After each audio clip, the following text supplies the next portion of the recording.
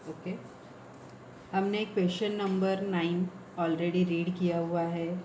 Read करके trial balance का posting लिखा है, एग्जिस्टमेंट का टिक किया हुआ है। अभी हमें क्या करना है, सम सॉल्व करने के लिए स्टार्ट करना है। सम सॉल्व करने के टाइम पे अभी हम लोग जो फर्स्ट स्टेप है वो क्या, तो हम लोग पहले लिख रहे हैं क्वेश्चन नंबर। तो क्वेश्चन नंबर है अपना 9। ठीक है, सम रीड करने से पहले ही हमने क्या किया हुआ है, ऑलरेडी फॉर्मेट ड्रॉ करके रखा हुआ है। फिर एक बार बता देती हूँ। जब फॉर्मेट ड्रॉ करते हैं हम लोग को अभी 4 पेजेस यूज़ करना है। उसमें फर्स्ट पेज है आपका ट्रेडिंग अकाउंट, हाफ पेज है। सेकेंड पेज है आपका profit and loss account, full page draw करना है। थर्ड पेज आपका आएगा पार्टनर्स कैपिटल अकाउंट, पार्टनर्स जितने रहेंगे अकॉर्डिंगली उसमें कॉलम आएंगे। तो in this sum we have 2 partners, तो कॉलम्स रहेंगे 2 फॉर द पार्टनर्स। और फोर्थ है आपका बैलेंस शीट, वो भी आपका फुल पेज का ड्रॉ करके रखना है। इसमें हम लोग पहले से ही सम सॉल्व करने से पहले कुछ इन्फॉर्मेशन फिलअप करके रख सकते हैं। क्वेश्चन रीड करने से पहले ही कोई प्रॉब्लम नहीं रहेगा। तो हम लोग क्या क्या मेंशन करके रखते हैं, इन द बुक्स ऑफ, यहाँ पे हम लोग फर्म ऑलरेडी लिख के रखेंगे, कोई इशू नहीं है, पार्टनर्स का नाम नहीं रहेगा, चलेगा। सो हम लोग लिख के रखेंगे in the books of firm. Second line में आएगा ट्रेडिंग अकाउंट, और थर्ड लाइन आपका रहेगा for the year ended 31 March. Year हम लोग जब सम रीड करते हैं ना उसके बाद लिखेंगे, ये हम लोग का पहले से रेडी है सम रीड करने के पहले का। वैसे ही जो भी अकाउंट रहेगा, अपने कितने अकाउंट्स है, 3 अकाउंट एक स्टेटमेंट है। तो जो ट्रेडिंग अकाउंट है उसको डेबिट क्रेडिट साइड रहेगा, प्रॉफिट एंड लॉस है उसको डेबिट क्रेडिट रहेगा, और प्रॉफिट अपना पार्टनर्स कैपिटल अकाउंट है उसको भी डेबिट क्रेडिट है। ठीक है, अभी ट्रेडिंग में कुछ अकाउंट्स के नाम हम लोग इन एडवांस लिख के रख सकते हैं। उसमें है आपका 2 opening stock first line, second line आएगा अपना 2 परचेसेस डेबिट बैलेंस होता है, क्रेडिट साइड में आएगा बाय सेल्स, और 10 to 12 लाइन लीव करके आपको लिखना है बाय क्लोजिंग स्टॉक। इसके जो फिगर्स है जब सम रीड करेंगे तो at the time of posting as per requirement inner या आउटर हम लोग लिखेंगे, पर ये अकाउंट लिख के रखा है। फिर प्रॉफिट एंड लॉस में ना बैड डेब्ट्स का फॉर्मूला हो सके तो लिख के रखा करो। वो फॉर्मूला है आपका 2 bad debts old add bad debts new add RDD new, एक लाइन छोड़ के आएगा लेस आरडीडी ओल्ड। अभी ये लिख के रखो, नहीं रखो कोई प्रॉब्लम नहीं है, पर अगर लिख के रखा रहेगा ना तो क्या है, एग्जाम के टेंशन में कभी कभी फॉर्मूला इधर उधर होता है ना, वो होने का चांसेस नहीं है, इसलिए बेटर कि पहले से लिख के रखो। वैसे ही जब हमने पार्टनर्स कैपिटल अकाउंट प्रिपेयर किया है तो बाय बैलेंस ब्रॉट डाउन लिख के रख सकते हैं, क्योंकि कैपिटल का बैलेंस क्या है, क्रेडिट है। ठीक है, अभी सॉल्व करना स्टार्ट करते हैं। तो हमने अभी सम रीड किया है, फर्म ऑलरेडी लिख के रखा है तो पार्टनर्स का नाम यहाँ पे रिक्वायर्ड नहीं है। फॉर द ईयर एंडेड, सम में फॉर द ईयर एंडेड क्या दिया है, 2010, यस। तो यहाँ पे आएगा 31 मार्च के आगे लिखना है 2010। ये आया ट्रेडिंग में। फिर आपको और कहाँ पे लिखना है, प्रॉफिट एंड लॉस 2010, और फिर बैलेंस शीट होता है एज ऑन 31 मार्च 2010, वहाँ पे 31 मार्च 2010।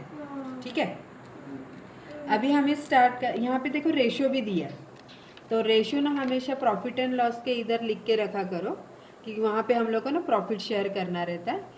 तो यहाँ पे इक्वल रेशियो है, सो वी विल राइट ये 1:1। कंपल्शन नहीं है, पर अपने लिए हम लोग लिख के रख रहे हैं। ठीक है, अभी पोस्टिंग स्टार्ट करें। पोस्टिंग स्टार्ट करते समय जो पॉइंट्स बता रही हूँ ना उसको ध्यान में रखो, तो पोस्टिंग ईजी हो जाता है। और पोस्टिंग ध्यान करते समय क्या क्या ध्यान में रखना है कि trial balance has only one effect. मतलब क्या है कि ट्रायल बैलेंस का जो भी अकाउंट रहेगा वो किसी एक ही जगह पे एक ही बार आएगा, बार बार कहीं पे आपको लिखना नहीं है। यानी आपके पास 3 अकाउंट है, trading account, profit and loss account, capital, balance sheet है, तो इसमें से किसी एक ही जगह पे वो अकाउंट रिकॉर्ड होगा, ये पॉइंट ध्यान में रखना है। दूसरा क्या, it has only one effect हो गया। देन आपने टिक करके रखा हुआ है, तो टिक करके रखा है का मतलब क्या होता है? 3 points to be remember. Underline amount inner column for a single tick 2 lines, तो डबल टिक रहेगा या जितना भी टिक रहेगा अकॉर्डिंगली हम लोग उसका डबल लाइन लीव करेंगे। अभी पोस्टिंग स्टार्ट करते हैं। और एक पॉइंट ध्यान में रखो कि जब भी आप पोस्टिंग करो तो टिक किया हुआ एडजस्टमेंट है, इतना ही ध्यान में रखना है। उस टाइम पे एडजस्टमेंट का इफेक्ट क्या होगा उसके बारे में सोचते नहीं बैठने का, सिर्फ पोस्टिंग और इफेक्ट। ठीक है, अभी देखो पहला है आपका, और सीक्वेंस में करना है, आगे पीछे नहीं। तो आपका है फर्स्ट कैपिटल, कैपिटल का बैलेंस क्रेडिट होता है, तो हम लोग कैपिटल कहाँ पे जाएगा? Capital account credit side. By balance brought down already return, तो यहाँ पे Mohini column 1,20,000 and Rohini column 90,000, Rohini 90,000। Next है purchase and sales. Purchase and sales आपका आता है ट्रेडिंग में। ठीक है, तो पहले हम लोग जाएंगे ट्रेडिंग अकाउंट में।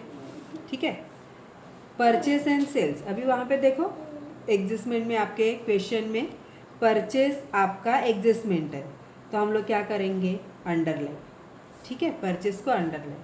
अभी यहाँ पे ध्यान से देखेंगे तो परचेस एंड सेल्स दोनों एक ही लाइन में है और उसी लाइन में अमाउंट है, तो परचेस और सेल्स का आपका बैलेंस पता होना चाहिए। परचेस का डेबिट और सेल्स का क्रेडिट होता है, तो डेबिट फिगर क्या है? देखो 2,20,000 which is related to your purchase. Adjustment है amount inner column 2 lines for adjustment. फिर है सेल्स, सेल्स का अमाउंट है 4,30,000 और टिक आपका सेल्स को नहीं है तो फिगर आउटर रहेगा। क्रेडिट साइड ऑलरेडी हमने बाय सेल्स लिखा हुआ है, आउटर में फिगर आएगा 4,30,000। अभी यही पॉइंट मुझे बताना है कि जब हम लोग पहले से अकाउंट का नाम लिख के रखते हैं तो टाइम हम लोग का सेव होता है, और ये फॉर्मेट हम लोग जब आंसर शीट हाथ में मिलता है ना, क्वेश्चन पेपर मिलने से पहले, तो वो ये काम करके रख सकते हैं, तो टाइम सेविंग होता है। नेक्स्ट है आपका सन्ड्री डेटर्स एंड क्रेडिटर्स, तो डेटर्स एंड क्रेडिटर्स है असेट एंड लाइबिलिटी। तो असेट एंड लाइबिलिटी कहाँ पे आएगा? बैलेंस शीट में। तो सन्ड्री डेटर्स क्या है? असेट साइड में, वहाँ पे हम लोग लिखेंगे asset side sundry debtors, underline कर रहे। Amount inner column which is 45,000, single tick है 2 lines. Next same line we have creditors, creditors has credit balance, तो क्रेडिट साइड में आएगा। ऑलरेडी देखो आपने कैपिटल लिखा हुआ है, एक लाइन छोड़ के लिखेंगे हम लोग क्रेडिटर्स, क्रेडिटर्स। इसका भी एडजस्टमेंट है, अंडरलाइन करेंगे। अमाउंट है इसका 35,000, single tick is there, it means we need here 2 lines for adjustment. Okay, next है bills receivable, bills payable. Bills receivable आता है असेट में, तो असेट में लिखा bills receivable,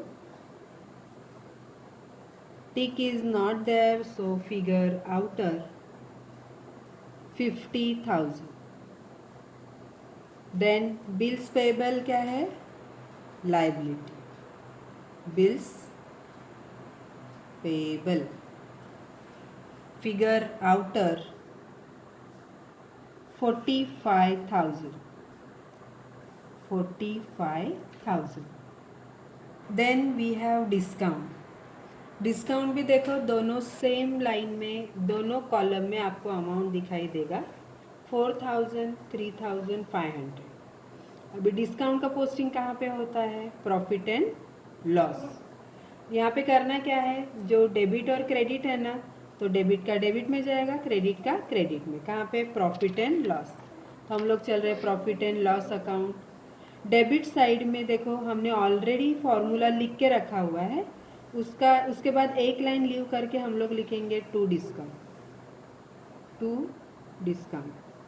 Then debit figure 4000 will come on the debit side. Then credit side का discount लिखते समय P&L का जो क्रेडिट साइड है उस साइड में आपको लिखना है बाय डिस्काउंट। और आप जब भी प्रॉफिट एंड लॉस अकाउंट में पोस्टिंग करते हैं तो हमेशा पॉइंट ध्यान में रखो कि फर्स्ट लाइन आपको लीव करके रखना है, ग्रॉस प्रॉफिट या ग्रॉस लॉस आएगा वो रिकॉर्ड करने के लिए। इसलिए हमने सेकेंड लाइन में लिखा बाय डिस्काउंट और क्रेडिट का फिगर है 5000। ठीक है, 5000। Then we have opening stock, कहाँ पे आता है? ट्रेडिंग में, ऑलवेज आउटर, क्योंकि आपको अभी तो उसका एग्जिस्टमेंट नहीं है। 25,000 आउटर। नेक्स्ट है वेजेस एंड सैलरी। अभी आपको इतना पता है कि ओनली वेजेस ट्रेडिंग आता है, only salary given P&L। But जब कॉम्बिनेशन में अकाउंट का नाम आता है, कंबाइन करके आएगा, तो always concentrate on first word. तो first word is year trade अपना वेजेस, तो वेजेस है तो कहाँ पे आएगा? ट्रेडिंग में। To wages and salary, wages and salary. आप वहाँ पे देखो सब में तो ये टिक किया हुआ है क्योंकि एग्जिस्टमेंट है इससे रिलेटेड, तो ये इनर में आएगा आपका 25,000 and as adjustment we will leave 2 lines. Then है मैन्युफैक्चरिंग एक्सपेंसेस। मैन्युफैक्चरिंग एक्सपेंसेस यानी आपका expenses which are related to the production. तो प्रोडक्शन एक्सपेंसेस ट्रेडिंग में ही आता है, तो ट्रेडिंग में ही आएगा to manufacturing expenses. Manufacturing expenses tick नहीं है, फिगर आउटर कॉलम 23,000। नेक्स्ट है फैक्ट्री इंश्योरेंस। अभी सिर्फ इंश्योरेंस होता है तो हम लोग कहाँ पे पोस्टिंग करते हैं इसका? प्रॉफिट एंड लॉस में। अगर आपका जो P&L अकाउंट के जो अकाउंट्स होते हैं ना, nominal accounts which are related to the profit and loss, अगर उसके पहले वर्ड आता है ऑफिस या फैक्ट्री तो आपको ध्यान में रखना है, अगर ऑफिस है तो आपको P&L में लिखना है, और अगर it is related to the factory तो ट्रेडिंग में आएगा। तो यहाँ पे कौन सा वर्ड है अपना? फैक्ट्री, तो हम लोग ट्रेडिंग में लिखेंगे to factory insurance. Factory insurance amount outer column 9,000। Next है फैक्ट्री बिल्डिंग। बिल्डिंग क्या होता है? असेट, तो ये जाएगा आपका balance sheet asset side. Asset side देखो ये बैलेंस शीट है, उसके असेट में हम लोग लिख रहे हैं फैक्ट्री बिल्डिंग। इसका एग्जिस्टमेंट नहीं है तो फिगर अपना आउटर में आएगा। Amount is what? 1,30,000। Adjustment not given, outer 1,30,000। Next we have plant and machinery. Plant and machinery भी असेट है, तो नेक्स्ट लाइन में ही लिखेंगे प्लांट एंड मशीनरी। एग्जिस्टमेंट है underline, figure inner column 75,000, 2 lines for adjustment. Next है advertisement for 2 years with effect from 1 Jan 2010। तो always अगर इस तरह का इंफॉर्मेशन दिया है ब्रैकेट इंफॉर्मेशन, तो ये आपका सेल्फ एग्जिस्टमेंट बनता है। और एडवर्टाइजमेंट या इंश्योरेंस जैसे अकाउंट्स है या एक्सपेंसेस है, वो अगर आपका मोर देन 1 year का वहाँ पे इंफॉर्मेशन है तो ये प्रीपेड का सेल्फ एग्जिस्टमेंट रहेगा। एग्जिस्टमेंट का सॉल्यूशन हम लोग बाद में निकालेंगे, जस्ट अभी पोस्टिंग कर रहे हैं। तो एडवर्टाइजमेंट कहाँ पे आता है? प्रॉफिट एंड लॉस के डेबिट में आएगा टू एडवर्टाइजमेंट, टू एडवर्टाइजमेंट। अभी ये सेल्फ एग्जिस्टमेंट है ना, तो हम लोग तुरंत भी कर सकते हैं, ऐसे कोई बात नहीं है, कर सकते हैं। टू एडवर्टाइजमेंट ब्रैकेट में sorry amount inner column 10,000, next line in bracket 2 years with effect from 1/1/10। वहाँ पे 1 Jan 2010 दिया है तो उसको शॉर्ट में लिखा then we will need 2 lines for adjustment. Then है salary and wages. Salary and wages combine दिया है तो हम लोग फर्स्ट अकाउंट पे कंसंट्रेट करें तो कौन सा आता है, सैलरी। सैलरी आएगा प्रॉफिट एंड लॉस के डेबिट में टू सैलरी एंड वेजेस। इसको टिक है क्या, नहीं है, तो अमाउंट कहाँ पे गया, आउटर 45,000। 45,000। देन है वेयर हाउस रेंट। क्या लिखा है हमने उसके सामने भी, P&L, तो P&L के डेबिट में to warehouse rent. Warehouse rent amount आपका आउटर में है, अगेन एडजस्टमेंट नहीं है। ओके, नेक्स्ट है इंपोर्ट ड्यूटी। क्या है वो, ट्रेडिंग, यस, तो यहाँ पे आएगा trading account debit side to import duty amount outer 11,500। Next cash in hand. Cash in hand asset, तो asset side balance sheet asset side cash in hand figure outer 5,000। Next है 10% government bond. अभी 10% government bond यानी ये again indicate करता है कि it's a self adjustment, it is a self adjustment of interest on government bond. तो calculation बाद में करेंगे, अभी पोस्टिंग करते हैं। Government bond is your asset, तो यहाँ पे लिखना है 10% गवर्नमेंट बॉन्ड। ये 10% इंडिकेट करता है रेट ऑफ इंटरेस्ट का, ठीक है, इसको हम लोग अंडरलाइन करेंगे। अमाउंट इनर कॉलम में आएगा, एग्जिस्टमेंट है 60,000, ब्रैकेट में उसका डेट लिख के रखते हैं। परचेस ऑन का PUR लिखो, कोई इशू नहीं है। Purchase on 1/7/2009 and you will need here again 2 line for adjustment. Now अपना पोस्टिंग कंप्लीट हो गया, ये हुआ सम का एक स्टेप कंप्लीट। अभी नेक्स्ट है अपना एडजस्टमेंट। तो क्या करते हैं एडजस्टमेंट में ना, पहले सेल्फ एडजस्टमेंट कंप्लीट करते हैं। कभी कभी क्या होता है, एक बार सम हो गया तो चलो टैली कर दो, सो बेटर है पहले सेल्फ एडजस्टमेंट कंप्लीट करें। तो देखो सेल्फ एडजस्टमेंट ट्रायल बैलेंस में दिखेगा, पहला कौन सा था, एडवर्टाइजमेंट। अभी क्या है, कुछ एडजस्टमेंट करते समय आपको कैलकुलेशन करना पड़ेगा या वर्किंग करना पड़ेगा, तो आपके पास देखो 2 पेज पे हाफ पेज है बैलेंस, उसको यूज़ किया करो। एग्ज़ाम में भी करो, कोई प्रॉब्लम नहीं आता है कि पूरा सम हो जाएगा उसके बाद वर्किंग करो या लास्ट पेज पे करो, नहीं, जो भी कचरा करना है ना वो बचा हुआ आधा पेज है वहाँ पे कर डालो, कोई प्रॉब्लम नहीं है, कहीं ना कहीं जाके आप लिखने ही वाले हो, ठीक है।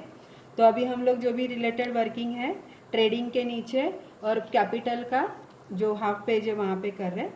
तो यहाँ पे हम टाइटल लिख रहे हैं वर्किंग।